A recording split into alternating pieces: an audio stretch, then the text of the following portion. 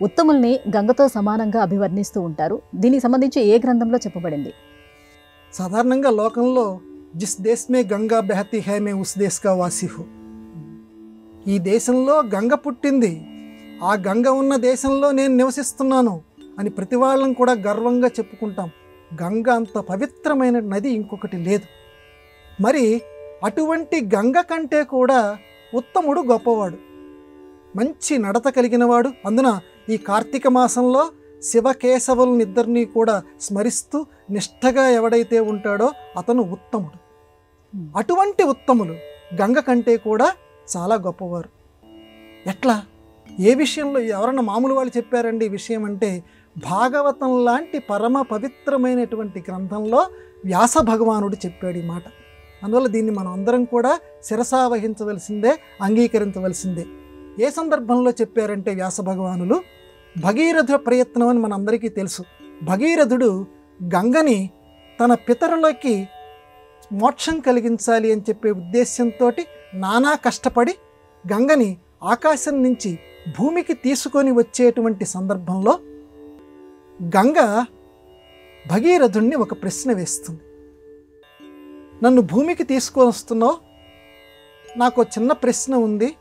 అనేక మంది పాపాత్ములు ఉన్నారు కదా ఈ భూలోకంలో, ప్రతి వాళ్ళు కూడా నేను పవిత్రమైన దాన్ని అని చెప్పి నాలో మునగటానికి ప్రయత్నం చేస్తారు నేను భూలోకానికి వచ్చిన వెంటనే.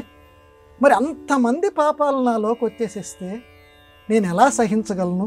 ఏదో కొద్ది గొప్ప అంటే నేను వెంటనే పోగొట్టగలను, కానీ ప్రతి పాపాత్ముడు ఈ భూలోకంలో, ఎందుకంటే 99% ఈ లోకంలో పాపాత్ములే ఉంటారు కాబట్టి అంతమంది వచ్చి నాలో మునిగి పాపాలని పోగొట్టుకుంటుంటారు.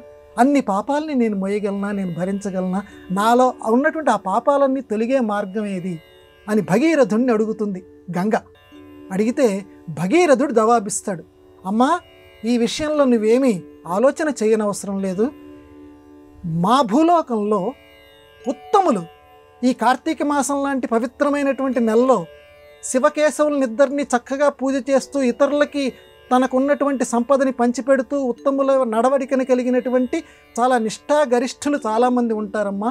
వాళ్ళు కూడా ఈ కార్తీక మాసానికి సంబంధించి స్నానాలు ఇలాంటివి చేయటానికి నీలో మునగటానికి వస్తారు.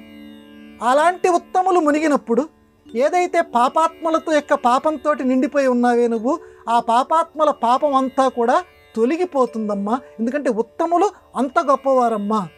కాబట్టి ఉత్తములు మునగటం వల్ల నీలో ఉండేటువంటి పాపాలన్నీ కూడా తొలగిపోతాయి అని భగీరథుడు గంగమ్మతో చెప్తాడు.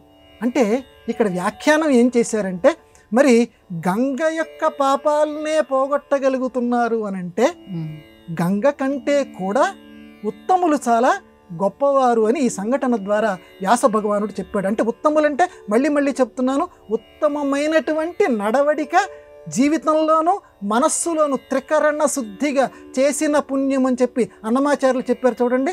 అంటే మనస్సులో ఒకటి, పైకొకటి, చేసేది ఒకటి కాదు, త్రికరణ శుద్ధిగా ఉండగలిగి అటువంటి మహాత్ములు మాత్రమే గంగ కంటే గొప్పవారు అని చెప్పి వ్యాస భగవానుడు ఈ సందర్భంలో చెప్పినట్లుగా వ్యాఖ్యాతలు చెప్పారు. కాబట్టి ప్రతి వాళ్ళం కూడా త్రికరణ శుద్ధి కలిగినటువంటి వాళ్ళగా ఈ కార్తీక మాసంలో మనం ప్రయత్నించదము గాక.